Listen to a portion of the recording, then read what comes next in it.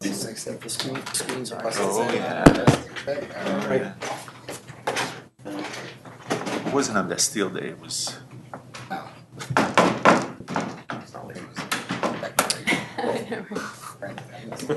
It's always something. What really? Okay. Good evening, ladies and gentlemen. Welcome to a special meeting of the Town of Poughkeepsie Planning Board for August 3rd, 2017, or as I like to call it, our non-August meeting that we always seem to have a special meeting about. Please join me in the Pledge of Allegiance. I pledge allegiance to the flag of the United States of America and to the republic for which it stands, one nation, under God, indivisible, with liberty and justice for all. Thank you. Okay.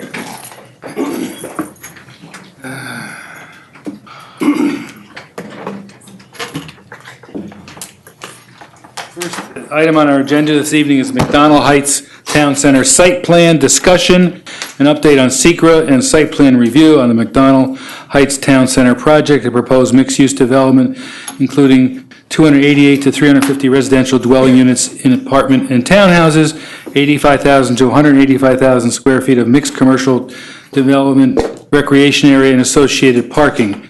928, 932, 935, and 936 Dutchess Turnpike and Victory Lane, Zone MHC, McDonald Heights Center, IH Heavy Industry District, 60.87 acres. Type 1 action, Meadowview Properties LLC, Kirchhoff Properties LLC, and Industrial Retro LLC owners. This is a discussion for the board. It is not a public hearing. We haven't gotten into the public hearing phases yet. So with that said, introduce yourselves and we can have a nice discussion. Thank you very much. Richard Riding with the Kirchhoff Companies. Thank you, John, members of the board. We wanted to come in tonight to just give you a brief overview of the plan itself and give VHB an opportunity to talk about the status of the environmental impact statement that they're working on. The plan, I don't know if you all see it at this point. Is it up? Okay. The plan is very similar to the one that we came in the last, back in May. We had to make some geometric changes to the intersection that Wendy will speak a little bit more about a little later on. But for the most part, everything remains as it was when we presented it back in May. I know that they've progressed several of the sections of the environmental impact statement. We apparently don't have it up yet. And could you close the blinds? It's a blank palette. Oh, okay. Well, I got a plan in front of me. So. They canceled. Am I connected? You are. No, that's my computer. Roger's working. There we go. Okay. Except you're not seeing what I'm seeing. No. It's not down there. That's okay. You gotta hit No, we need it on the cancel there. TVs on the side too. You have control Hey, Carol? of the desk? Carol, can you maybe grab that blind too? Because I think it's, That was her problem. Sure, what else I should be TV? touching? That's my background screen. But that's not what I'm looking at here.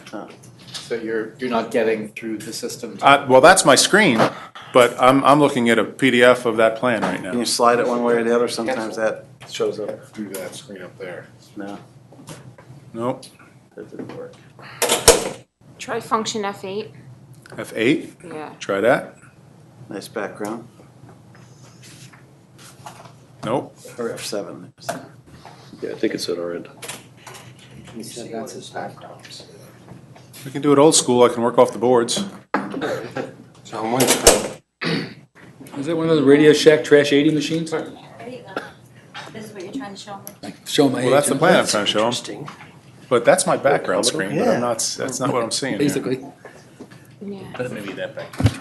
Huh? It may be that background screen. Now, that's a picture I took of the Hudson River. Yeah, that's what I said. It looks like a good background. Yes, you know, she has a She's got the future- flair for She's it. got a future in stage. Well, that is very odd. Why don't you close that screen? It's my background. Got to remember to turn the letters. This is the Hudson River, just north of Norrie Point.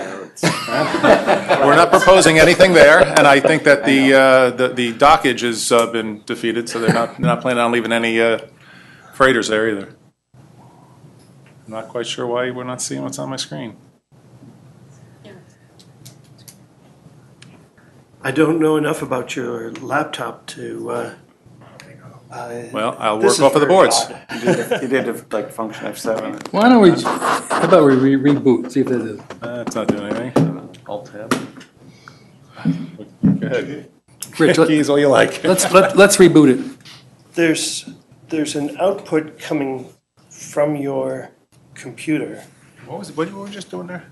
What were you just And if we can change that source. No, that's not. Can you access your control panel? Func F7, I can't remember. Is it VGA, HDMI, what is it? Does that make a difference, like a television? What you were just doing showed me all of the screens that are up, so. Right. What was Yeah, that? and it's the fact that it's Tab. showing the background is just odd. Usually when it does that, sometimes. you That's move what I the want. Presentation. That's left not or what's right. coming up. I'll work off the boards. Okay. Okay. I mean, we could try VGA if that makes a difference with the, with the, VGA instead of the.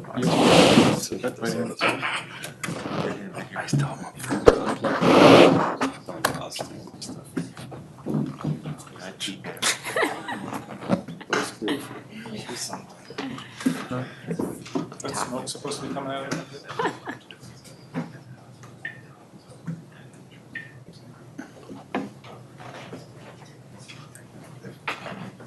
PC, HDMI. That may- Hey.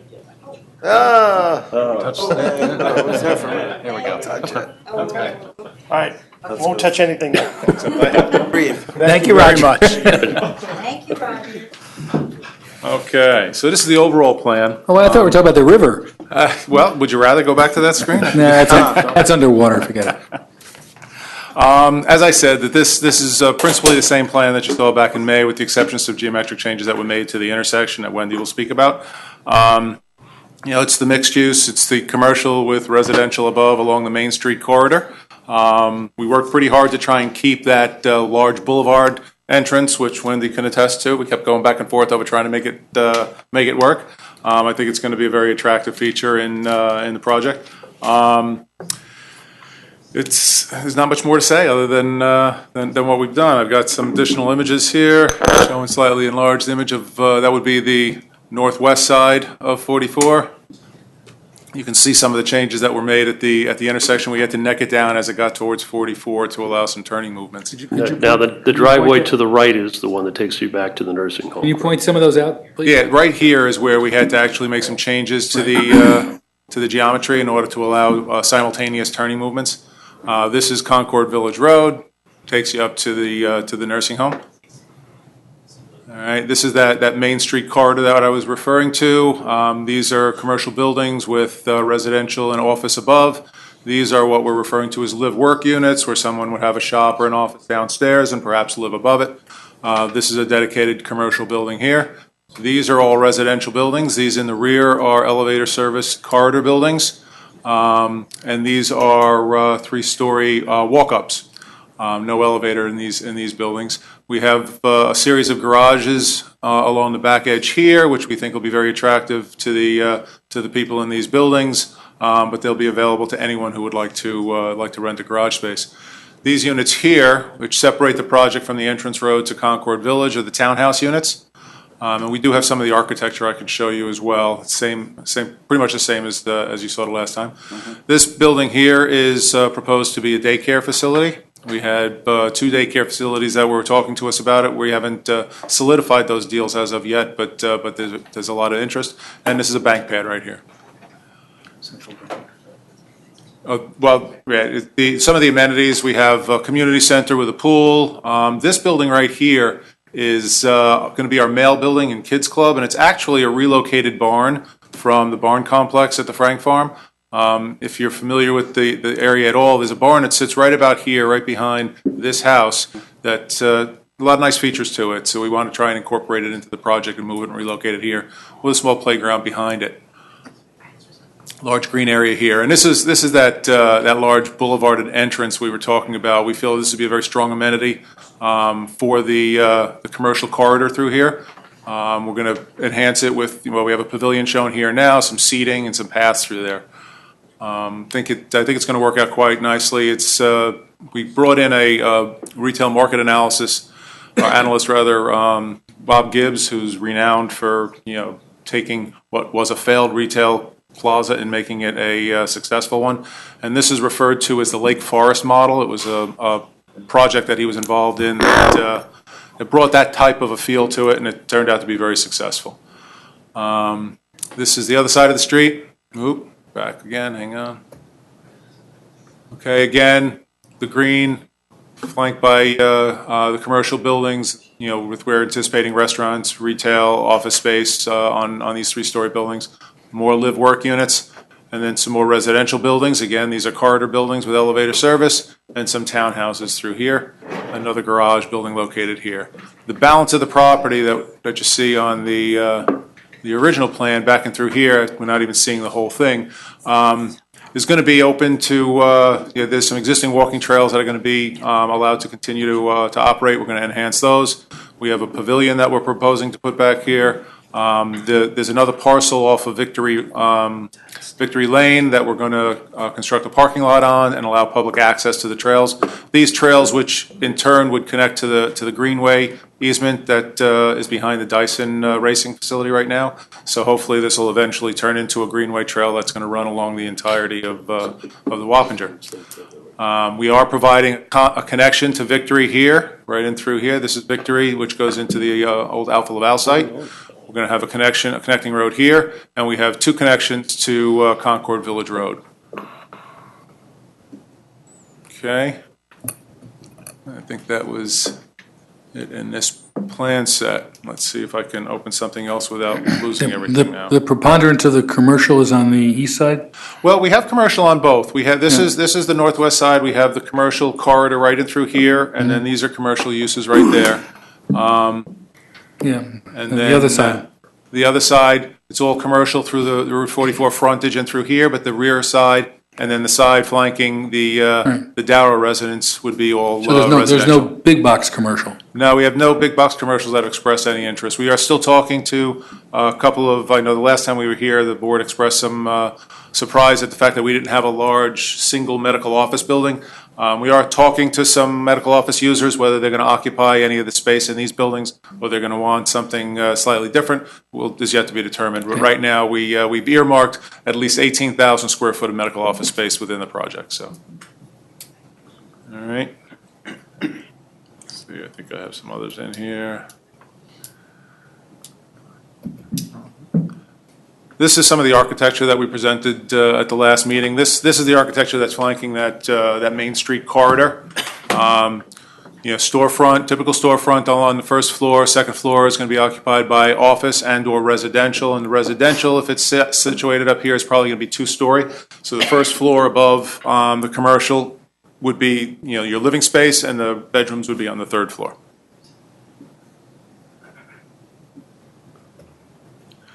These are the live-work units that I was describing. Similar arrangement. First floor is the commercial space, whether it be office or a storefront, with living space above. This is the terminus building at the end of the road on the northwest side that we've provided a pass-through. It's a two-story office building. Pass-through to parking in the rear. We're trying to keep the parking so it's not prominent in the project. And this is a rendering of the bank and the daycare facility. Again, both of those are anticipated to be one-story buildings. This is the residential. This is the walk-up units that we described on the northwest side. Breezeway type unit. You got basically a corridor here that'll go upstairs to service each of the three floors, apartments on either side of it. So it does not a common hallway like in the corridor building, which we'll see next. More conducive to people having a little bit more privacy, not sharing that common hallway.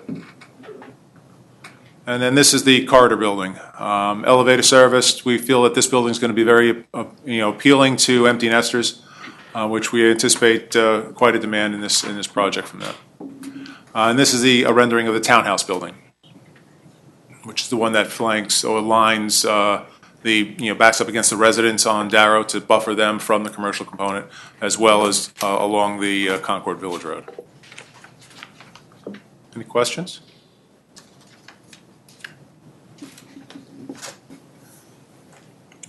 What progress have you made with the 44 issue with getting back and forth between the east side of the road? Well, as we said at the last meeting, we've moved away from the concept of a roundabout, and we've since found out, and Wendy will talk a little bit more about it, that it functionally it didn't work for us anyway. But we've now with that wide boulevard entrance, we're anticipating it to be a signalized entrance. It'll act as a single signalized intersection. That's why we had to narrow the boulevard as we approach Route 44. So it'll just be another signalized intersection. It will communicate with the signal at Victory, so that you're not in a situation where you're going through one and you're hitting the red light as soon as you Victory get and Barnes? Pardon me? And Barnes? Yes, Victory and Barnes, right. Yeah. Okay. So we've had some meetings with the DOT. VHB is completing the traffic impact study that'll be submitted to the DOT along with the geometry that we're proposing for the intersection, and then we'll start to draw some comments from them. Okay. Anything from Valerie? Can I jump in here, John? Sure. Yeah, For Val and Wendy speak, this is a discussion item tonight. It's not a public hearing. I think we're closing in on hopefully completing the draft environmental impact statement in the next few weeks. Purpose of this meeting is to advise the board as to some of the progress that has been made. We've been at this for some time, since the close of the scoping session last year. But what I've asked Val and Wendy to do is to at least describe, even though we don't have the reports completed for your review, and they would be included in the draft EIS in any event, to at least talk a little bit about some of the progress that has been made, just to give the board an idea where we stand. So I'll turn it over to Val.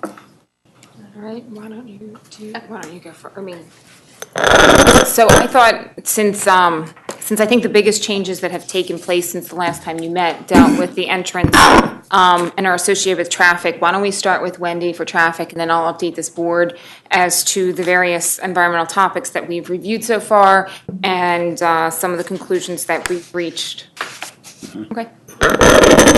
So the last time that I was here, we were really in the midst of completing that traffic assessment. So we didn't, other than stating that we were, following the scoping guidelines, we didn't really have any results yet. But now we do have results.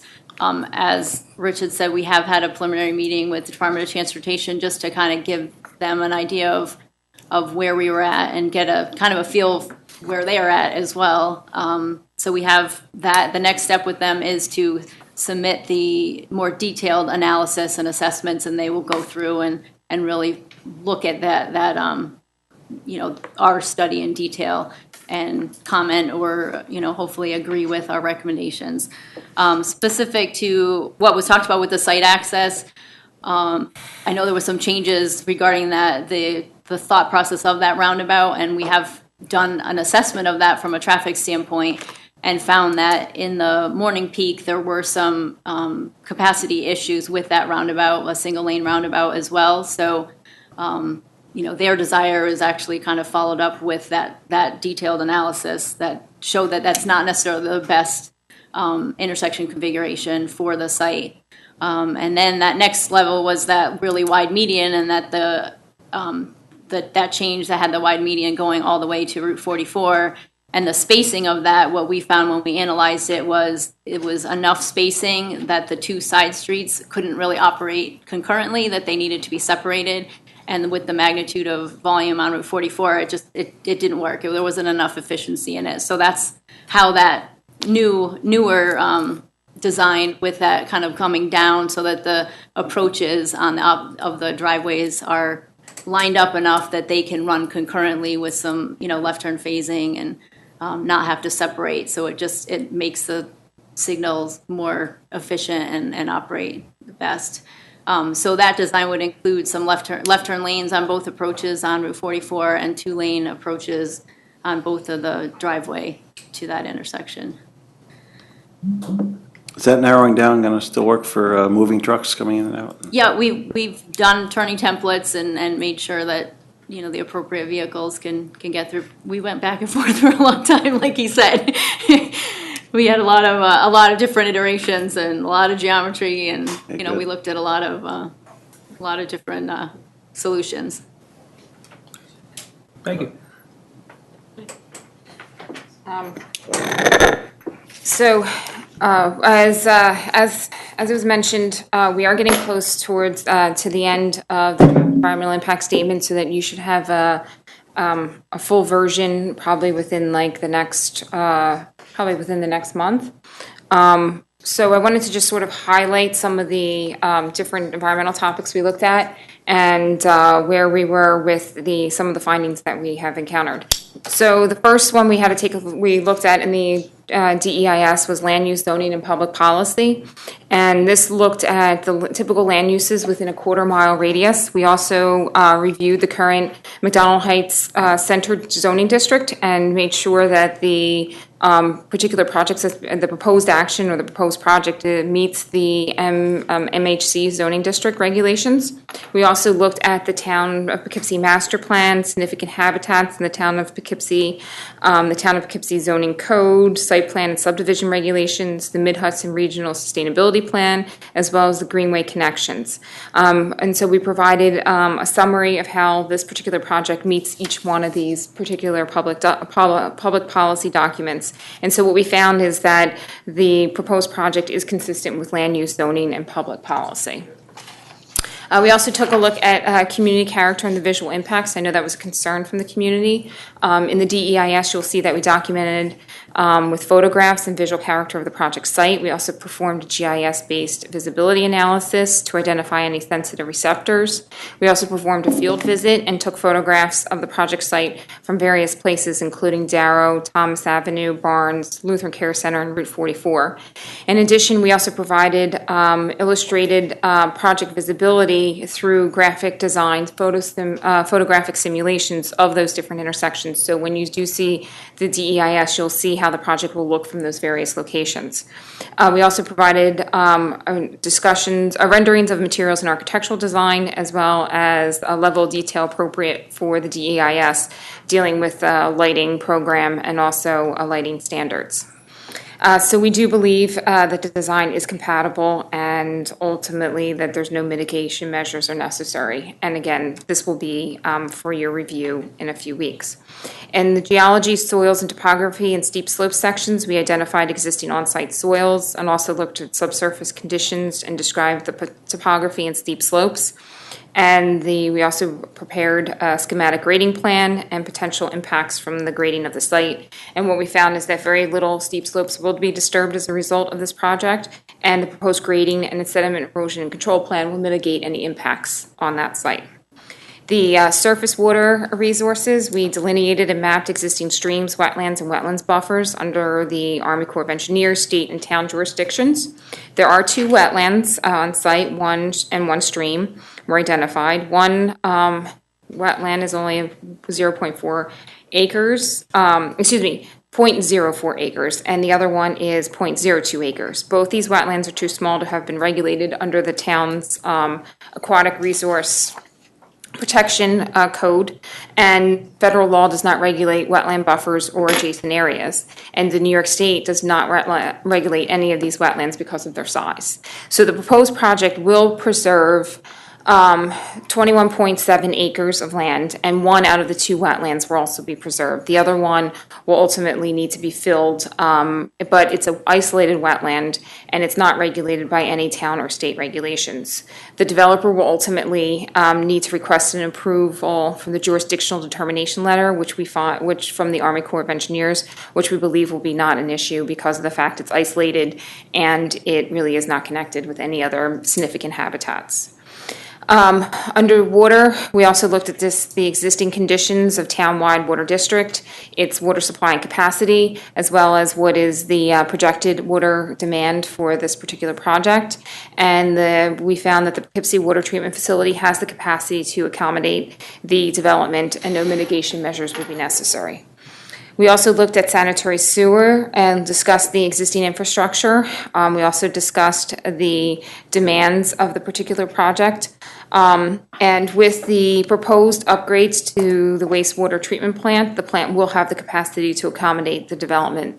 So therefore, the DEIS also will find that no mitigation measures are necessary. We also looked at solid waste. Again, the what's currently taking place on site, which is basically there is no solid waste being generated from the site. And then we compared it to what will be ultimately. But the solid waste itself, the developer's proposing to have private carting, so therefore no mitigation measures will be necessary to reduce any identified impacts. Vegetation and wildlife, we also obtained data from the New York National Heritage Program, as well as the United States Fish and Wildlife Service regarding potential endangered and threatened species. There were, based on information that we researched, there are records that indicate the site is located within or near records of Blanding's turtles and northern long-eared bat. So as part of the mitigation measures suggested, with implementation of the New York State DEC approved impact avoidance and minimization measures to protect both Blanding's turtle as well as the Indiana and northern long-eared bat, that no significant adverse impacts to ecological resources on or adjacent to the project site are anticipated to be a result of the proposed action. We also looked at community services and fiscal and economic impacts, and this looked at both the schools, police, fire, EMS, as well as the open space. And what we found throughout all of those is that the proposed project will not have an impact on any of those services. And based upon the economic return that you're going to receive from this project, both in terms of taxes as well as, sales tax, you will find that there will be an economic benefit and that it will be able to mitigate any additional costs to the community as a result of the proposed project. Also, historical and cultural resources, we submitted a phase 1 for the archaeological work. During field investigations, 403 historic and prehistoric artifacts were observed and their locations were recorded. Of this, 317 artifacts were collected and returned to the laboratory for processing. Phase 2 investigation is required. SHPO recommended that a work plan for the Phase 2 investigation be submitted for their review prior to commencing the next phase of work. So the next step will be for the submission of the Phase 2 work plan. And submission of an architectural Phase 1 report is also going out this week to SHPO, and this will deal with the buildings, the farm buildings on site. And we also anticipate a Phase 2 investigation being required. However, I'd just like to make note that just because this is a very normal process when you do have archaeological resources or in this instance, historical buildings, that SHPO will have a phase process in which you take a look at what you find on site, then you go to the next phase, and ultimately SHPO will identify mitigation measures as you go through the project.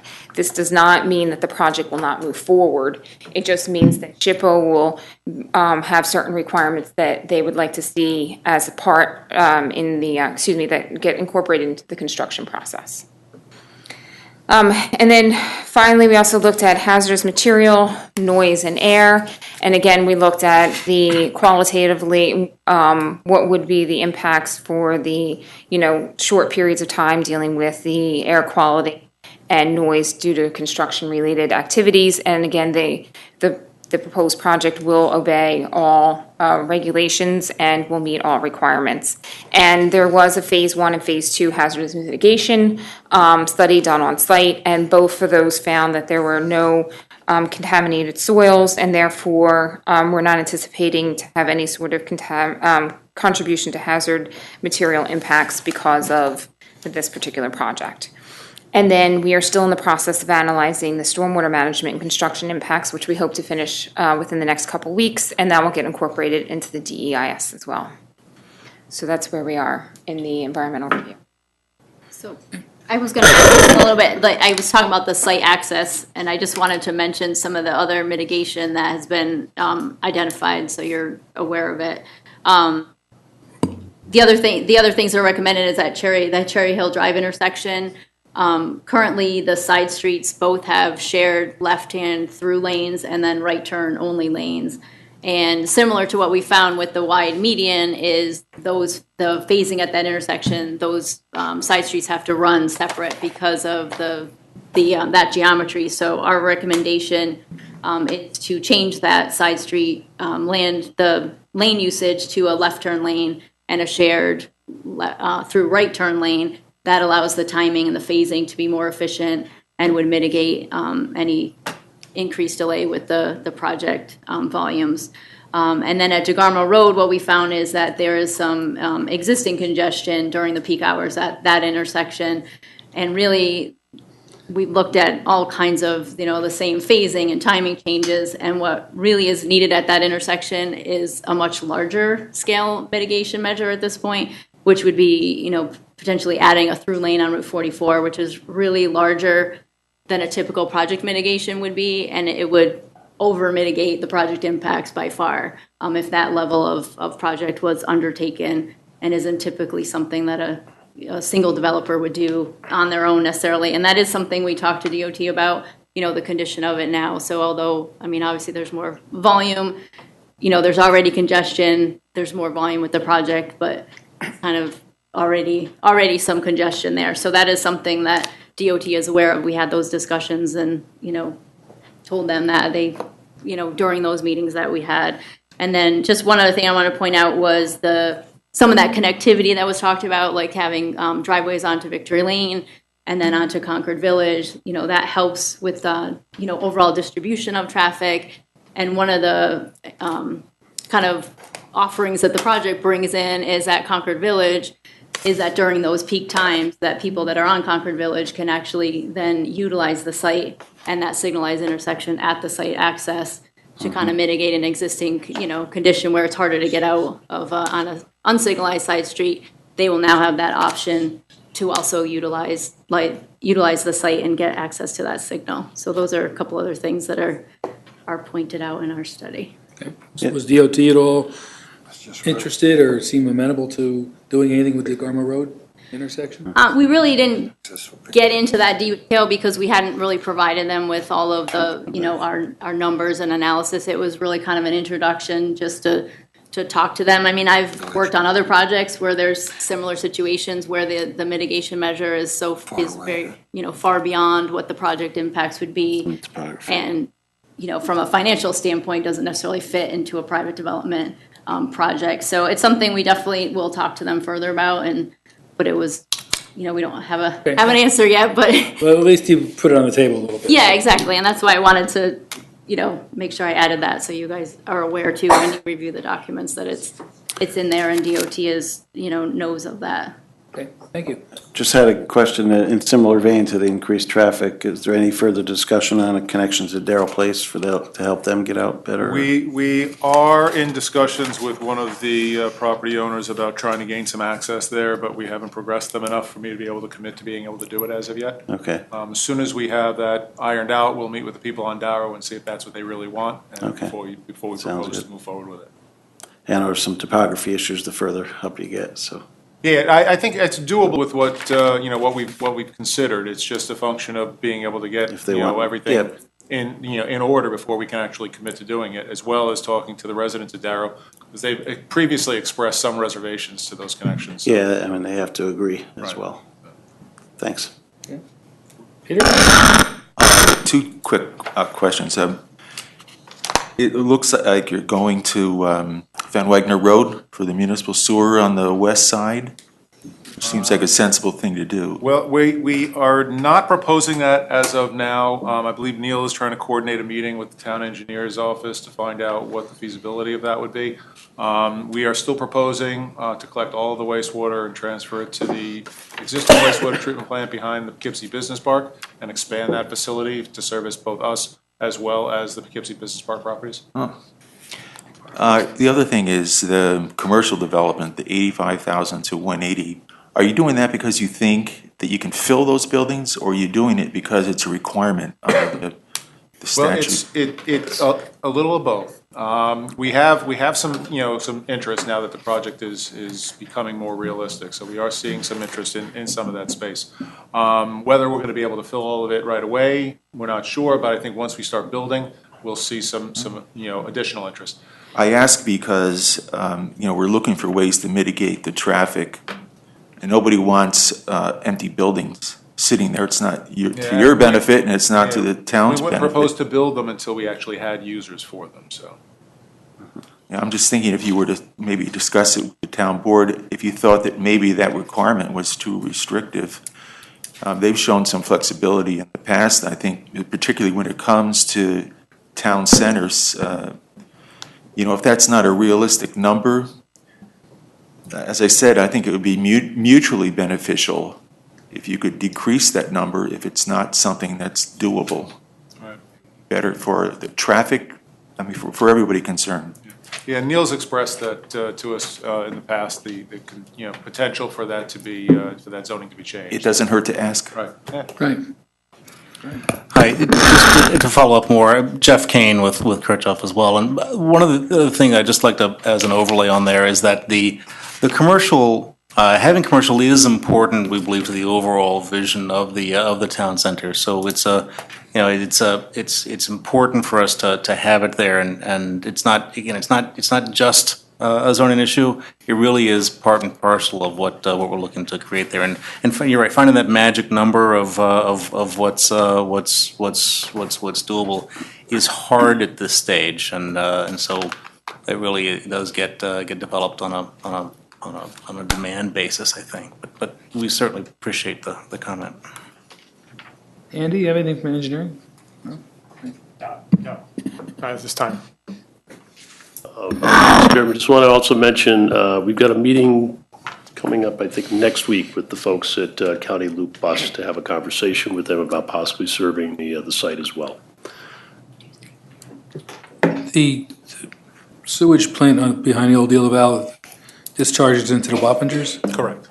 What happens when the Wappingers are a little low and it's in the summertime when there's a reduced flow of water? Is it still sufficient to? Yeah, the DEC will set the discharge limitations, the quality of the effluent that's being permitted to be discharged from the facility, and that's based upon a low flow frequency analysis. Okay. So they are, the limits that they set are taking into consideration those low flow scenarios in terms of what the assimilative capacity of the creek would be. If, let's just say we had a severe drought and the flow was nil. I'm not quite sure that it'll get there, but there'll be bigger things to worry about if the flow goes to zero in terms of even be able to provide water for the project. So, I don't know if the Wappinger Creek has ever flowed, ever went dry. Yeah, if with the type of water body that periodically dried up, I don't recall that the Wappinger River actually has. I mean, it rises and falls depending on, but as Rich has said, in terms of the effluent limitations, those will all be set by DEC. One of the things that we had talked about last year was whether there was a need for a waste assimilation study, which is typical if you were discharging into a water body that periodically did dry up. So, but we determined that wasn't necessary because the Wappinger, it flows. There's always a flow. I just want to make sure we would prefer doing a WAC analysis. We would recommend doing it if we weren't satisfied with the limits that the DEC was imposing, but we think we can meet those limits. They've already given us some draft limits to consider. Okay. Thank you. Any other questions, anybody? Yeah, I've got one thing here for clarification. On your daycare center, do you anticipate that primarily used by the residents of the town center, or would it be outside? It certainly would be attractive to any of the residents of the town center, but it's a more pronounced or profound daycare facility than would be supported by just the residents of the center. We think that the corridor, the Route 44 corridor, will provide plenty of additional service. Would that be the case? I don't see, I don't see that there's an easy in and out or right off of 44 there. So would that be? They'll have access either through Concord or there's a right-in, right-out. I didn't see it before. Here, All right, thank you. Plus, they'll have access through the signalized intersection as well. So anybody heading, towards Pleasant Valley would probably make the left into the plaza and come through into the project and come through the backside. Right. As opposed to trying to make a left onto Concord Village. Have to compete a bit with the bank. Yeah, well, I think they'll work together okay. That's good. Different times, but Yes, right, yes, thank you. Before you get too heavily into the design stages for the treatment plant, are you going to have a discussion with our engineer with regard to being, basically it's expanding the plant, should there be a demand from some of the neighboring property? Yeah, we've already offered to design the facility such that it can be readily expanded, and we're securing from the owners of the Poughkeepsie Business Park enough land area so it can be incrementally increased in size. So the pipes, Yeah, there should be no issue with the size of the conveyance lines, the pump station, the equalization facilities, but the additional, treatment processes, if just assume for the moment we go with a membrane bioreactor, that additional treatment train can easily be added to the process. oh, terrific. Sounds good. What else? Great, thank you. We look very forward to you much. coming in with the next phase of getting this thing on the road and getting it out to the public and getting their comments and making sure that we could. Well, we're hoping once the board accepts the DEIS, we'll be opening it up to a public hearing, and we'll, I'm sure, get some pretty good comments and input from the public, so Absolutely. we're looking forward to it. Yeah, we are too. Thank you. Thank you.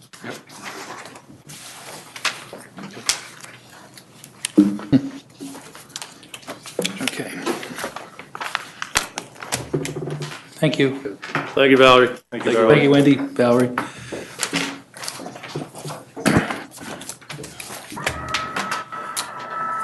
A2, Shady Brook Trailer Park Site Plan public hearing regarding improvements for an existing mobile home site to modify 24 sites to propose 34 sites over a 7-year period, 67 Old Manchester Road, zoned RMH Residence Mobile Home, District 12.371 acres, unlisted actions, Shady Brook Trailer Park, Inc., owner.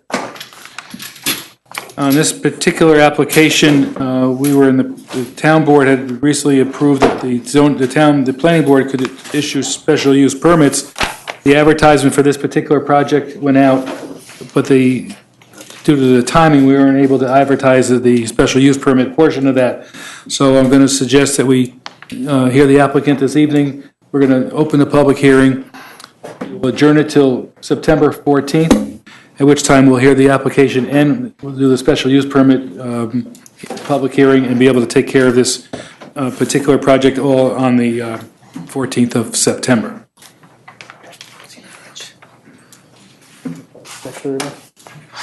Okay, just checking. Hey, sorry to drag you away from vacation. Yeah, well, this has been a project with a lot of heavy lifting from both sides, so it's certainly appreciated that you've included us in the special meeting here. How do you want to start with this? Well, maybe I'll provide a little bit more background. It's going to be more of an update at this point. Yeah, and I think you also, all the board members also should have a copy of the filed local laws. Well, there's two of them. Yes. The real pertinent one deals with the mobile home parks. And for the record on that, the letter to the Secretary of State, the town of Poughkeepsie, they spelled the word Poughkeepsie wrong. There's no O after the U, just for the record. So it's some other town that did the filing. I don't want anybody else to think it's another town. Yeah, as the chairman has indicated, one of our issues, our major issue is we did not properly notice the special permit portion of the public hearing for tonight.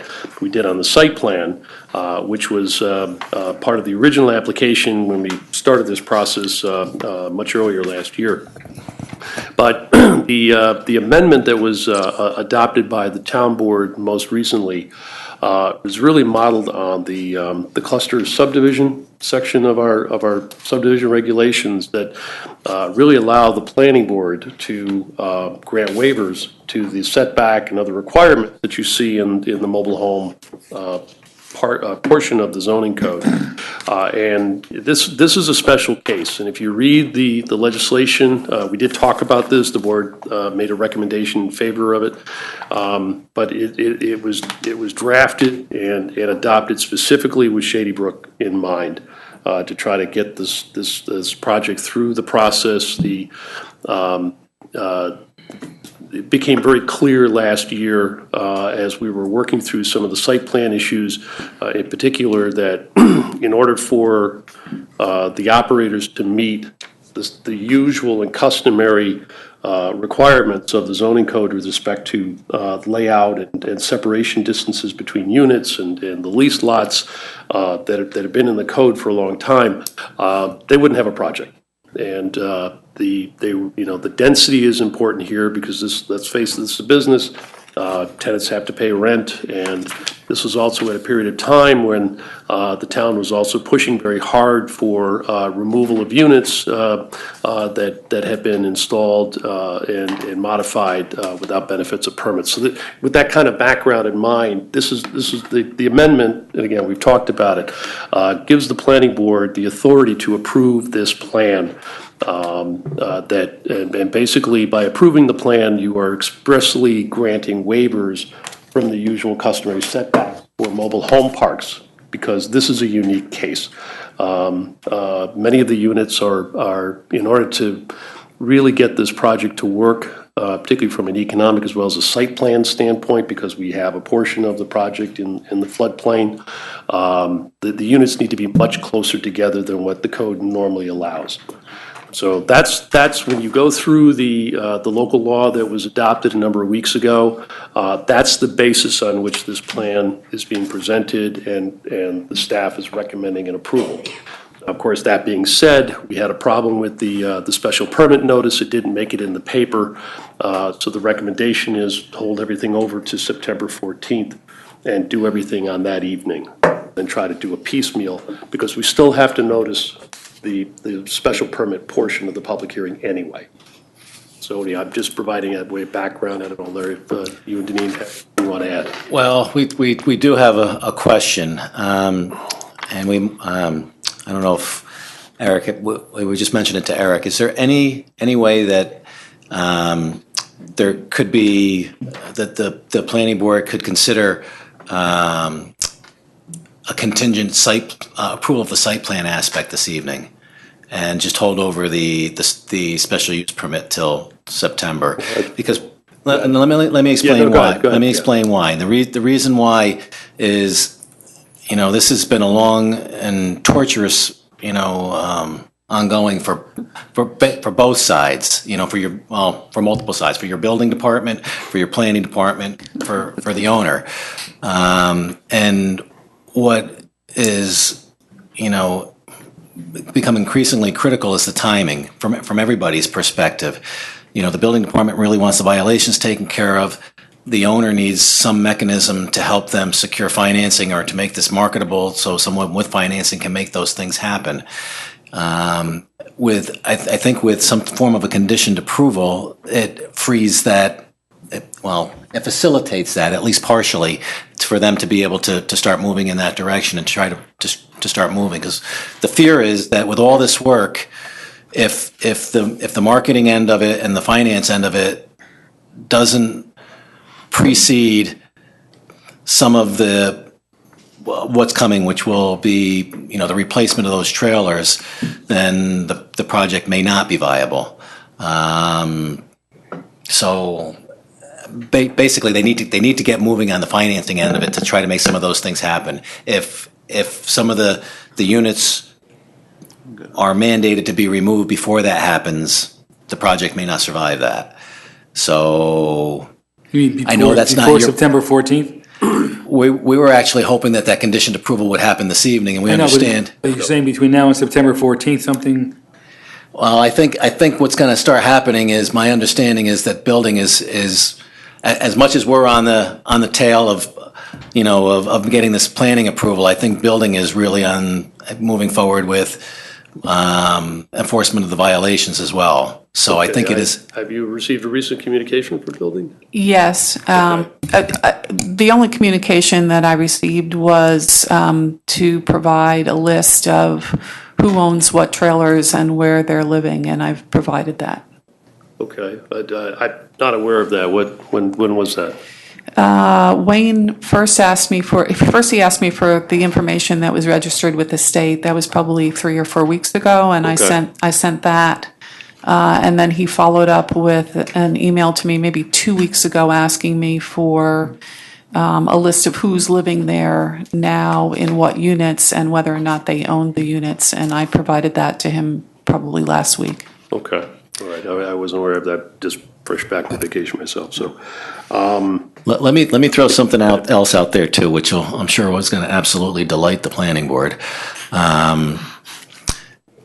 One thing that Deneen and I were kicking back and forth was the possibility of an interim meeting between now and September 14th. We were thinking possibly even the evening of August 24th with the planning board. And that would allow us 2 weeks to modify plans to this evening's recommendations, have an opportunity hopefully to sit down with planning and go over some of these items and have that information all together to you the week before that meeting. So if we were to come in on the 24th, would that give us enough time to notice the... We need 10 days on we need 10 days on the notice, but I got to give it to the Journal 3 days before that. Effectively, we have to have a notice out. But The Journal needs 3 to 4 days to process it and get it in. Okay. So effectively, it puts it out to 2 weeks, 14 days. So the 24th would work, wouldn't it, then? It's entirely up to the board. Well, absolutely. But also just for the purposes of scoping out options, the board can't do a special use permit tonight. Even if, so. Understood. Okay. Oh, that's absolutely understood. Because there's no. I'm saying if you don't want to look at a conditioned approval, if you're really uncomfortable with a conditioned approval for site plan tonight, then doing it all together like you were planning on the 14th, but moving it up to the 24th. That's how critical we think the timing is. Yeah, and no, and I appreciate the need for speed. I mean, all of us are pushing just as hard as we can. I know that. Part of our problem is we don't have the neg deck and the site plan resolution done for tonight. Okay. The paperwork just hasn't been done. We weren't Okay. anticipating doing that until September. Okay. I mean, it's entirely up to the board. I will not be here on the 24th. I think, Eric, you're out. I'm out, too. You're away as well. What about if you can prepare something ahead of But after the... First or seventh. Larry, what about, we're not gonna have staff to support this on the 24th. What about the 31st or the 7th? I'm also a little concerned that responding to conditions, it's not just a matter of our staff looking at it, but we have, 6 or 7 different departments and agencies who produce the comments that are referenced in this. And we have to at least give them some minimal amount of time to get a quick look at all of the comments that are in what you have. Many of those could be conditions of approval, but there are a few things, particularly engineering, where they really need an opportunity to look at a revision first. Yeah. So if we went out to the 31st to the 7th, that extra week might give them time to do that. Well, obviously, we would prefer the 31st. Does it have to be But that's up to the chairman. Entirely up to the board. Does it have to be on a Thursday? That's. No. Next question. No, it doesn't have to be on a Thursday, as long as the No, it room, doesn't have to be on a as long as the room's not committed to another meeting or a board meeting. That if you're not. You could hold it, you could hold it Monday, the 28th. You could do Tuesday, the 29th, or the 30th, which is I Wednesday. could do Monday to 20, would you be able to get out what you need by the 28th of? Yeah, we'll push to get it done. Yeah. I might prefer the 29th, just to give us that extra day. Just give it, After just the weekend. the uncertainty. Is it okay with the board if we meet on a Tuesday Expectations. at 5 o'clock? You guys got to be available. Good with that. Be available? Yeah, that works. 29th? 29th. Yeah, I'm available then. Tuesday, 29th, 5 o'clock? Could be. Does that work? I think we can get a quorum. Yeah, it wasn't All here. right, so why don't we do that? 24th either. You guys are amazing. Why don't we try Thank this? you. So we can, This is amazing. we'll adjourn to the 29th of August. Time for notice anyway. Yeah. 14 days. Does that give you enough time to get it out to the different departments and get your comments? Proposed time? That's 5 PM, we do 5? 5. For 14 days would be there. So we'd have to get it out. Yeah. They would have to publish it by somebody would get it to the journal by the Right. 14th, 15th. Right. Publication date, 7. It's gonna be on you to get it to the journal, get it in. That's not a problem. We'll do whatever we have to do, and we'll coordinate with you guys to try to have a meeting beforehand to get everything on track. Okay, that would be great. Maybe That would we be could even get engineering involved Tuesday night. and have you guys sit in with us, and we can try to pull everything all So together. We're suggesting together that next we week? can get it all done on the 29th. Sooner the better? Yeah. Later, end of next week. Perfect. Here's the thing, if there are going to be any modifications, additions, deletions, I don't want to get it on the 29th. Or, No, I don't want to come in here, at 5 o'clock and have something sitting on the desk and you don't have to make a decision. Yeah, no, the intention is to give the board its usual 1-week review time. Like, we gotta have it. Yeah. Right. We need to get that to you by the 22nd. And probably the most significant thing on there, that, on those revisions, will be one of your comments that I'm reading tonight is where we actually lay out what the areas of relief that we're looking for to comply with the code, so you guys can really understand what the heck it is that you're waiving. So I would agree with Neil that we'll try to have it at least to you at least a week in advance.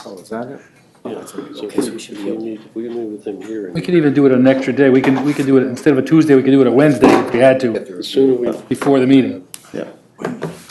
My time is your time. All right. I just had a quick question while I'm thinking of it. Still good with the Are the 22nd? mailboxes going to be still in that same area, or are they moving around somehow? Well, you know what? I don't know. That's the first question I've heard about the mailboxes. So, is Because there I know, some things are being rearranged here, so I know they're all in that one spot, and there's like a shed, there's like Yeah. The a plan is maintenance that building or building will something. still, that building would still remain there. So The they would maintenance be, they building, would be okay. somewhere in that area. Okay, so still. We're looking at, Well, consider yourself. we're doing this on Tuesday the 21st. talking about the. I'll be back. I know. The materials. We had it in our hands on you. Okay, I see it there now. Yeah, you guys will get it the week before. 5 or 6. Yeah, you Larry, if we met at middle of next, I mean, you're gonna need a little time to look at this and absorb it. Right. When do you think we could meet? How soon do you think you'd be able to get through stuff enough in order to have a productive meeting next week? I don't think there's a lot of critical things in this list. There's only, there's not a lot that must be dealt with. you want to look at the 10th, well, a week from today? All right, we need to get Andy too. Andy, too. Do you know your calendar? Does that work for you? There is no architectural, right? No. No.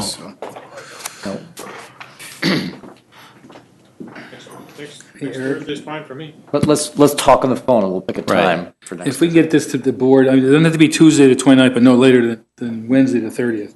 Yeah. That we have it in our hands to review it. I'm sorry, I beg your The pardon. one- The 22nd is Yeah. no later than the 23rd, Right, okay? Tuesday or Wednesday of that week that we have to have. yep. I know you all come back from vacation stuff, it's just a one-item agenda, so. Wednesday for what? So we can have Get a review to we can get our package to read it and understand it and have, instead of having it tonight and looking at it and there, Wednesday's not good for me. Hmm? Wednesday's not. no, that's just to get your packet. When you receive it. Normally you get your packet on the Friday before the meeting. Trying to aim for So this will be like Wednesday before the Tuesday meeting. The special meeting will be on Tuesday, the 29th at works. 5 PM. Sounds like Yeah, a plan. that adds Not a site visit. that adds a lot of sanity to this, I think. All right, Right. Sounds We good. have to re-advertise. yes. Just the special permit. We're gonna leave the public hearing and site plan open tonight and adjourn that to the 29th. 29th. So they can use the same public hearing, same legal notice, just. No, we're gonna amend we're gonna do a new notice It has that, to be in by August 19th. So we can do that Yeah. now, right? I mean, Let's within do the it. next couple of Prepare days, it. we'll get that prepare going. it. Yep. Ready. The site plan public hearing, we don't have to do a new one. We're going to adjourn tonight Right. But we just need to the 10 days. 29th. Saying it has to appear in the publication in the newspaper on the 19th. for the special Yeah. use permit. Yeah. 19th. Yeah, we have time to do that. Right. Yeah. And knowing the Journal, get it in extra early. Yeah. No, seriously, we've had that happen. And then call and make sure. Thank you. Thank you for the input. Okay? All right, sounds good. I move we open the public hearing. We have a second? Second. Moved and second, we open the public hearing. All those in favor? Aye. Opposed? Motion carries 6-0. Anyone in the audience wish to comment on this application? No? I move we adjourn the public hearing to what, Carl? I move we adjourn the public hearing to August 29th. Second. So moved and second, we adjourn the public hearing to August 29th at 5 PM. I'm going to add that if you don't mind. I'll call the question. All those in favor? Aye. Opposed? Motion carries 6-0. Is there anything else that the planning board has any questions about that we might be able to answer this evening relative to the project? Anything, and looking at the materials that you have currently? I had no questions. I think we need to get this thing to a point where we can get the right financial back. You can. Yeah, absolutely. Viable. It's our only shot at this, I think. I agree. Plus, we can't, we're not empowered to do anything that would come into conflict with the state building code. Correct. Understood. Understood. And that's probably the biggest fire under us right now. Plus, there's a special building code thing for mobile homes that comes under. That's a whole nother bag of worms. All right.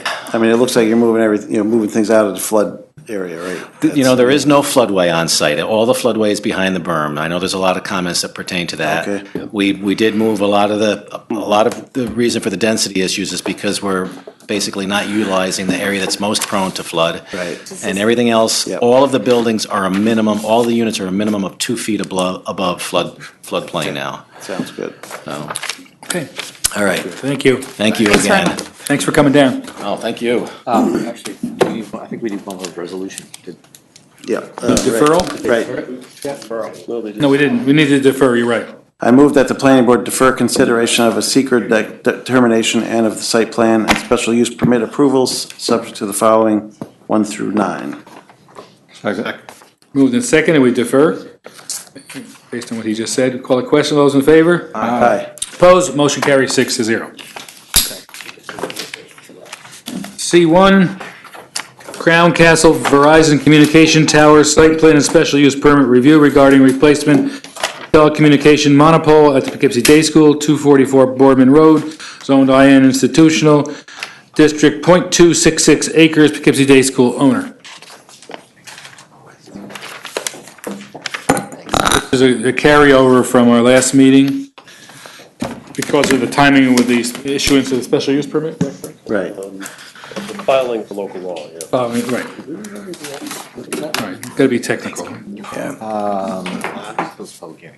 We did. Yeah, we did. We adjourned the public. You think we closed it or we adjourned it? I adjourned it. I thought we adjourned it. I didn't think we closed. I think, didn't we adjourn that public hearing to to August 29th at 5 PM?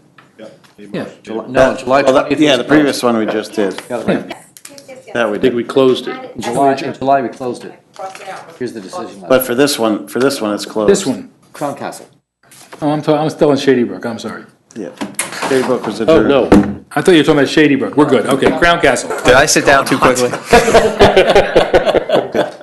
Listen, no more special meetings in August. There's a reason we usually take August off. You just went from no August meetings to 2, right? Yeah. Wait until you catch up. Yes. All right. So the Okay, Eric. hearing's closed. Okay. Shady Brook? No, Crown Castle. So the board did open and close the public hearing for this project. Correct. In July, because of a defect in the public hearing notice. At this point, we feel that the application is ready for action by the planning board. Question of the filing of local law. Yeah. Right. Oh, I'm sorry. The You're right. timing of You're right. filing of local law. Right, there was no defect in That's that. right. The night before. Local law was filed on August 1st. Filing of the local law. That's Remember that? right. You okay with this? Yes. We're not on Shady Brook. I told you there's a reason we take August off.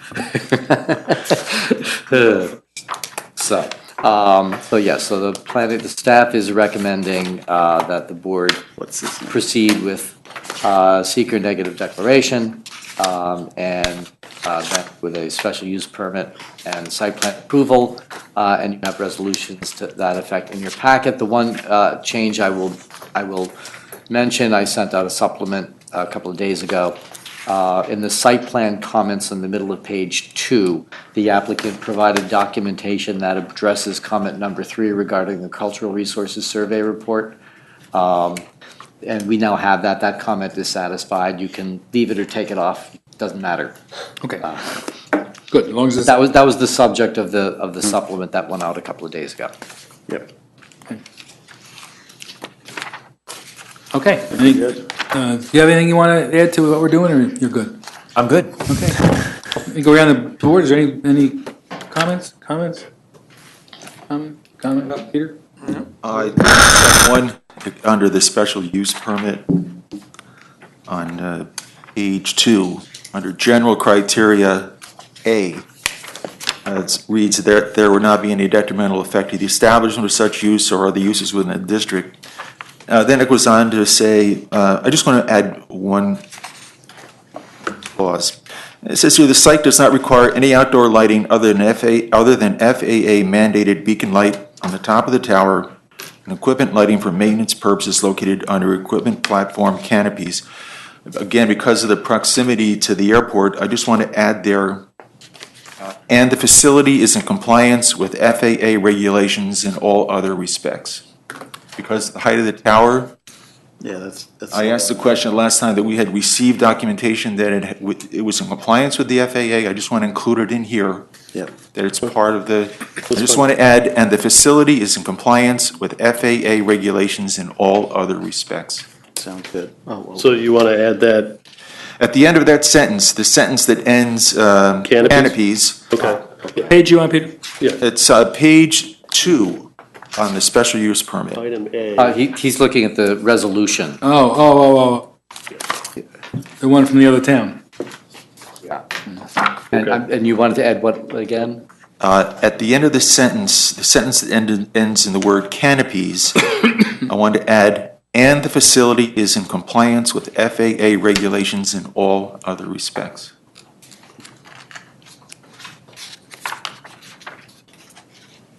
And the facility is in compliance with FAA regulations in all other respects. Got it. That's under site plan, special use permit, application review comments? Yes. So where I am. It's actually the resolution itself. Which should be attached back here. Uh-huh. Right here. Right. Adding it after that. Yep. Or actually. Under general criteria A, I think, Yes. right? Yes.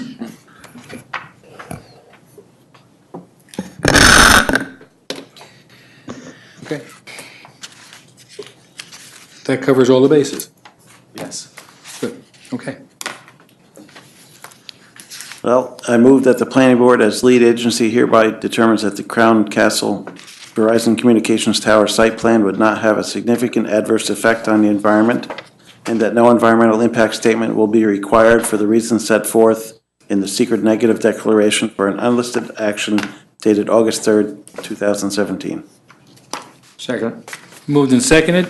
Planning board as lead agency hereby determines that the Crown Castle Verizon Communication Tower site plan would not have a significant adverse effect on the environment, and no environmental impact statement will be required for the reasons set forth in the secret negative declaration for non-listed action dated August 3rd, 2017. We call a question. All those in favor? Aye. Motion carries 6-0. I move that the planning board adopt the attached resolution of findings and approval for a special use permit dated August 3rd, 2017, subject to the following special use permit conditions, with the addition of The language that Peter added. language that Peter added Which for the Eric- FAA Eric has compliance. made note of, right? Okay. Do we have a second? Second. Moved and seconded. The planning board adopt the attached resolution of findings and approval for a special use permit dated August 3rd, 2017, subject to the following special use permit conditions, 1, 2, and 3, and the addition of the extra wording regarding the FAA and the light, et cetera, as recorded by the town planner. We'll call the question. Those in favor? Aye. Opposed? Motion carries 6-0. I move we grant conditional site plan approval for the Crown Castle Verizon Communications Tower site plan, subject to the following, 1 through 4. 4. Second. Moved and seconded that the planning board grant conditional site plan approval for the Crown Castle Verizon Communications Tower site plan, subject to the following 1 through 4. All those in favor? Aye. Opposed? Motion carries 6-0. Architecture, what's the architecture of the There is none. shed? There isn't any. We're going to waive architectural review. We're gonna make it gingerbread? Gingerbread? No, Victorian.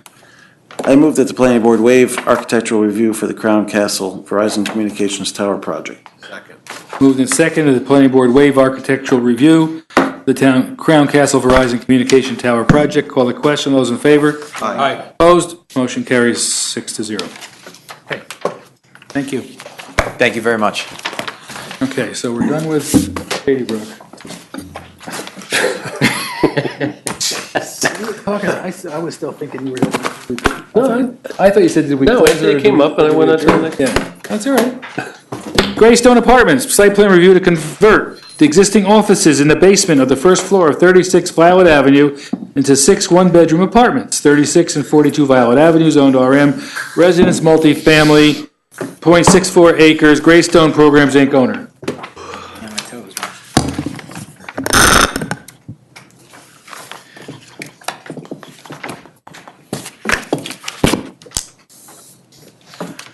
Hello. Good evening. I'm Rich Tompkins, Maury Architects. Thank you for allowing us to come on to the special meeting, even though we're not 300 units and involved with traffic light and everything else. Our project is relatively simple tonight. Like stated, we are converting the existing office space on the basement and first floor of 36 Violet Avenue into 6 one-bedroom apartments. They would be supportive apartments for Greystone. There would be all one-bedroom and would have supervision periodically throughout the day, throughout the week. It's not a 24-hour supervision. As far as the site plan amenities, they're really not changing much to the site. We are removing one of the parking spaces to create a handicap entrance for the basement level, or for a parking space for the basement level. And in the front of the building, we are relocating an entrance door so that it works more efficiently with the unit layout for the inside of the building. As far as the exterior, I don't have any exterior architectural renderings of this. We are going to be shifting a few of the windows around, again, to work with the exiting requirements and light and ventilation requirements of the apartments. And we will be re-siding the building. But as far as architecturally changing the front of the building or the sides of the building, we're not changing it significantly. Again, with respect to landscaping, all the existing landscape is going to remain, aside from a few small bushes in the front that may need to be relocated for the new entrance. In addition to what is on the site, there is an existing office building on 42 Violet Avenue. That's why we're showing both parcels here. They do share the parking and the ingress and egress of the site. And there is a storage maintenance garage that's in the rear of the property, which will remain. So on the second floor of the residence on 36, there is a maintenance office. So that would remain, and the maintenance garage would remain. Are there other residences there besides the ones you're creating? There are no, on 42 and 36, currently right now, they're both commercial office buildings. Okay, so this is the only residential piece that will be. This would be the only residential piece, yes, correct. Just by way of background, this was one, well, the board actually made a favorable recommendation for the original rezoning that the town board took care of a couple of months ago. The zoning board of appeals also granted the variance for the additional density because of the number of apartments based on the amount of square footage. So that part of it has been done. I personally didn't quite feel comfortable doing an administrative approval on this. I thought it was important to bring it to the planning board, have the board look, provide any comments you may wish. But I think overall, the project, kind of, the site is what it is, the building is what it is, with the exception of the modifications that Rich just talked about. But I thought it was important to have the board take a look at it. You can provide any comments that you may want, but I think we're recommending and it's ready for approval otherwise. Can you give me a little background on what Greystone's all about? I'm not that familiar with it. Sure. Hi, everyone. Rich Swanson. I'm the Assistant Executive Director of Greystone. 30 years I've been there. Greystone's a 501c3, not-for-profit, and founded in 1979. And we do a bunch of different services for people with autism and other developmental disabilities. So we have a number of group homes in a 5-county area. We do what are called day-hab programs, which is place for people to get into the community during the week. when they're not in their group home. We do a lot of community outreach, community services, where we help out families who may have a son or daughter with an intellectual disability. And this is really our first venture into the supported apartment rate. You know, some of the other agencies like Abilities First have large apartment complexes. It's part of our mission. It's something we've wanted to do, and we do have people living in our group homes who really could live more independently, and that's what this is about.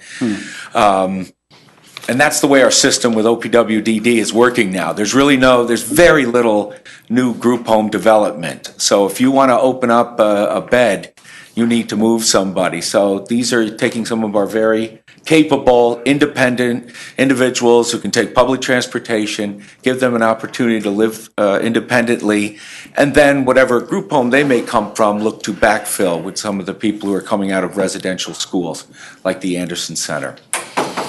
So that's how this. Is there someone here that will monitor them, or do they supervise? Well, yeah. I mean, how's that work? I don't know. It's a great question. Supervised apartments are where you have somebody at the apartment complex 24 hours a day, different people. These are supported apartments. So what you have is Greystone staff coming in at different times, wouldn't be overnight, but checking in on everyone, making sure they're, do they have any needs, helping them with their finances maybe, doing something, making sure all the medications they're ordering are good. So that's what the supported piece is.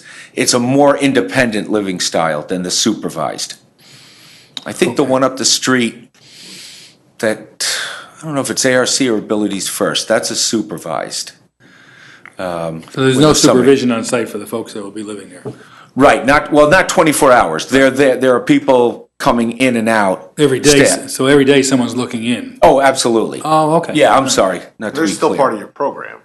Yes. Yeah, I mean, like. Yeah. Okay. And what about any type of alert system or anything like that they could utilize when there isn't supervision on site?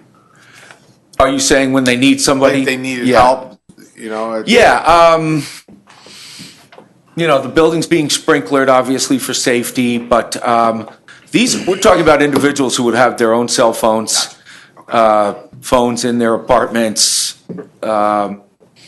I know there were some questions early on with the zoning board. Capable of living on their own. Yeah, we're not trying to push a square peg into a round hole here. These are people who, were given the approval to live in a group home, which costs all of us taxpayers more money than the apartment setting, and they really can live in an apartment setting. So. Okay, so there's a set of criteria you go through to select these people? Absolutely. And then, what would they do? Do they then become, let's say, part of the workforce? Are they part of the community? Et cetera? Can you just expand on that a bit? Sure. I mean, most of them are already part of the community through their day hab programs. Day habs are the new thing Monday through Friday instead of the workshops that we all are sort of familiar with. So day habs, you don't get paid though. It's volunteer work. Our folks in our day hab programs go out, volunteer at the SPCA. They do Meals on Wheels. They go to the nursing homes and help out there. Yes, these are individuals who now would be employed in the workforce, doing what we all do. So when you say supportive, are they then, let's see, do they contribute to their welfare in the sense of paying? They have to rent, et cetera. They're going to pay rent. Okay. They got to go to the store and buy their food, and I mean, this is a project. It's fairly high functioning. Absolutely. Yeah, and again, the percentage of people at Greystone is small this way, but we've identified people over the last 3 to 4 years who really could do much better in a setting like this than where they are in a 6 or 4 bed group home. So is this like a trial for you guys in a sense to see how it works and then maybe expand on it elsewhere? Yeah, possibly. I mean, it is a wave of the future for our industry because again, the 6, 7, 8 bed group homes, New York State Department of Health, now that they're sort of taking over with OPWDD, they don't want them anymore. They want independent living, and so the supported and the supervised apartments are really where If there's any money, that's where it's at. Yeah, Thank you. you're welcome. Is the second floor office, is that for the residents, or is it a continuing office for your office staff, or what's the purpose of the second floor office? Yeah, the second floor office currently is just where the maintenance guys set up their computers, and there's 4 of them who work out of there. And again, the garage in the back is where we keep most of our supplies and things that they need to do their job. So they meet there in the morning, and then they all go out their specific ways. That office is basically a one-room office Yeah. with a bathroom. It's, I think, only 700 square feet or so. Where are some of your other facilities? I'm sorry, if some of your- The environmental assessment form, getting back to the application, the last question, number 20, has not been answered. Has the site of the proposed action or an adjoining property been the subject of remediation, ongoing or completed for hazardous waste? What's the answer to that question? As far as we know, that there hasn't been anything on the site. All right, so then we can check that no? As far as you know? As far as we know, that we don't have any information that there was anything on the site. Are we okay with? I'm sorry, I didn't hear the question. Yeah. In the short environmental assessment form, the last question, which refers to has the site of the proposed action been the subject of remediation, ongoing or completed for hazardous waste, and that was not answered. Was left out. I believe it would be appropriate to check it as no. I mean, this facility has been in use along with the prop. There's actually residences next to it. I mean, it abuts an industrial site to the southeast. I'm just saying somebody should probably look at it just to make certain that there's. I think for purposes of the EAF, it'd be appropriate to check it no, but we can follow up on it as well. If the EAF came from the state EAF mapper, that usually autofills that particular Yeah, I'm question. surprised it didn't. Yeah. Yeah. I'd have to go back and take a look at that, yeah. Well, I just think it would be a good idea, since we're voting on this, and it's. So I'll just suggest that why don't we just, if you want, you can have the applicant, just have a condition that the applicant verify information. Fine. Information. Somebody's. Verify information indicating that it has not. That's Go on the that's the DEC. reason we have the form. Right. DEC website. Eric, you want a copy? I circulated it so you don't remember. Don't forget. Anybody other questions? I had some questions, I guess, there's a few rough spots in the pavement there. Are you gonna do some repairs on that at all, or? If there's any broken blacktop, we would want to fix that. There's a few yes. potholes and Yeah. stuff. Yeah. And I was wondering how you handled trash. I didn't see a trash enclosure or any kind of. There is a dumpster in the back there that there? Royal Oh, Karting still picks up, even though we're. Okay. Well, yeah, we have people in the Must 42. have missed it then. Yeah. I didn't see it on the plan, so I Yeah. wasn't sure.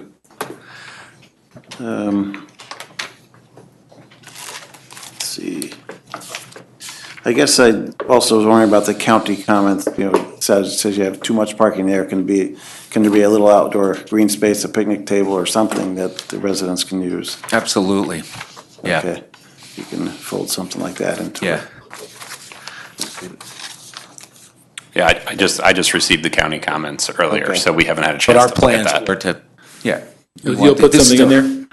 Yeah, this is their home, we Right, want because them to it's- have. I wanna make sure Right now, it's it's just all blacked do up. the and- plans that it's on there. So- Well, we have some green space in the front. front but there is, yeah. There's really not a whole lot of space in the back. Even to take a parking space out, it would be in the middle of the blacktop.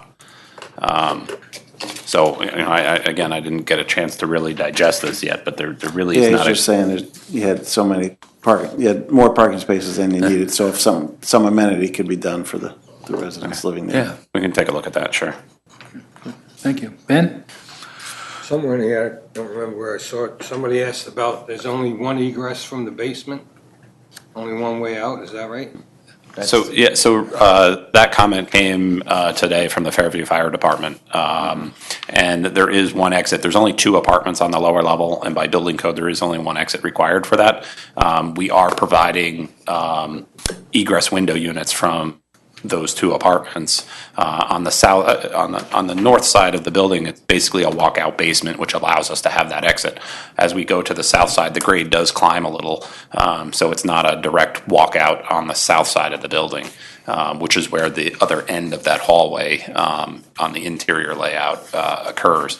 And then we also have the storage building that's in the back that's in relatively close proximity to the rear of the building. So to get another exit out there is, again, almost impossible to do that. But the windows will conform to the proper size that can be pushed out in the case of an emergency and all that? Yeah, more than likely, they'll be double hung that match the existing windows that are there.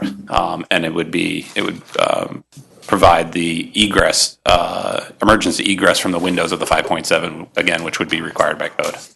And the entire building is going to be sprinklered, in addition to that, with a fire alarm system obviously tied. That actually brings up one of our comments. You have our written comments, but one of them that I just wanted to point out is, do you have an idea of the size of the existing service, and do you think you're going to need to upgrade it to support the sprinkler system service? We do think that we need to upgrade the water service. Okay. We did show a new water service line coming in on the southwest corner of the building.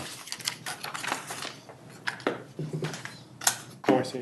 Okay. Is that it, Andy? I see where you've added it. I don't see the size of the line that you're expecting to use. I don't have a size right Okay. now. I'm guessing it's in the probably between a 4 or 6 4 and inch. 6, that's what I would expect. Yeah, for the domestic and for the sprinkler. Okay. Okay, good. That was my question about sprinklers. That's good. Okay. Anything? Oh, one other thing. Are these Ben, single occupancy? Did I finish with Ben? Or double? I'm You okay? Yes. Oh, good. Are these intended for single occupancy? Yes. Or up to two, just single occupancy? Yeah, single occupancy. Yep. One of the other safeguards, just to bring up also with the independent living, one of the other safeguards that we put in all of the kitchens is going to be an Ansel hood over the residential range, which gets tied to the fire alarm system and to the electric for the range. So it would actually shut the range down as well as notify the fire, set off the fire alarm for the building. That's So there's smart. an additional safeguard in there for them cooking on their own. That's smart. That is smart. I wish I had that at my house. Oh, I didn't know that existed. I need it. Oh, wait, the stove, it never gets turned on at my house. Oh, boy. This Technology. record. Yeah. I can do that. She's not watching. Okay. Very good. Oh, I'll just, one more item, because of the engineer's comments, number 10 on the New York State Department of Transportation, I would just recommend amending that, since it's unclear whether the work will require a permit. Rather than review, I just changed it to obtain New York State Department of Transportation permit if required.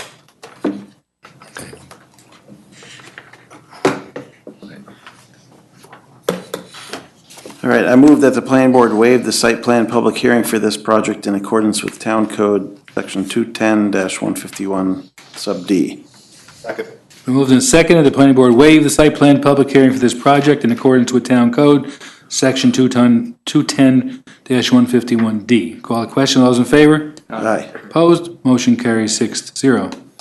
I move that the planning board determine that it will conduct an uncoordinated environmental review for this project as an unlisted action, and that it hereby determines that the Greystone Apartments site plan will not have a significant adverse effect on the environment, and that no environmental impact statement will be required for the reasons set forth in the secret negative declaration for an unlisted action dated August 3rd, 2017.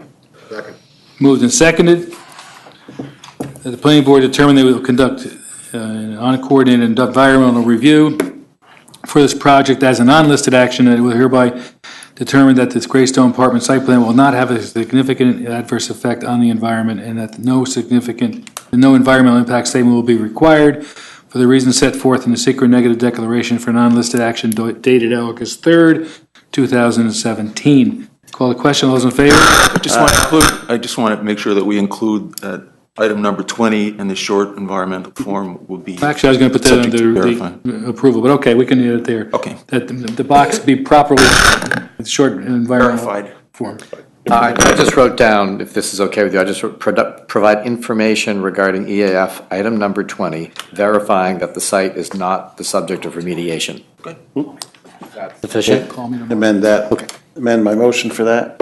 Okay, we got the second. Okay, call the question. All those in favor? Aye. Opposed? Motion carries 6-0.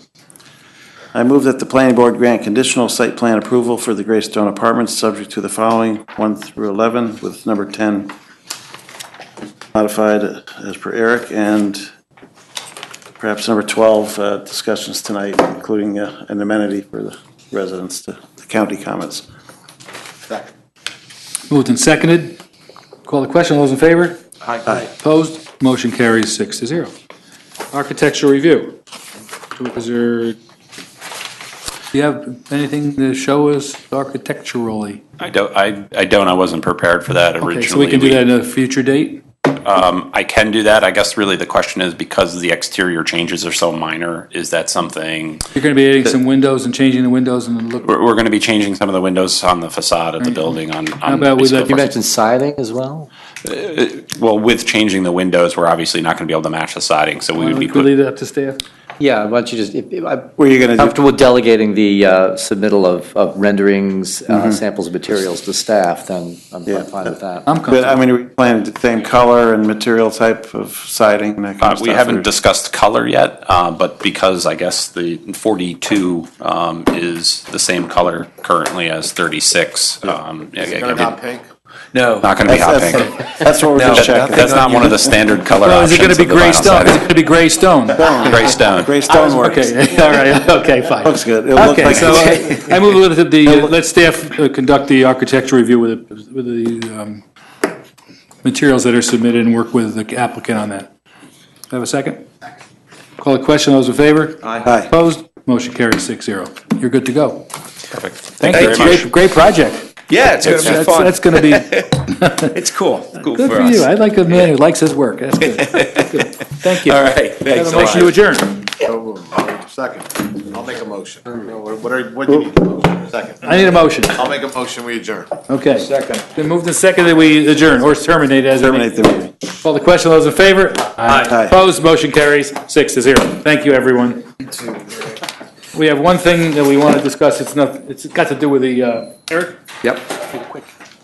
I pursue that for mine. We off? Here's our family.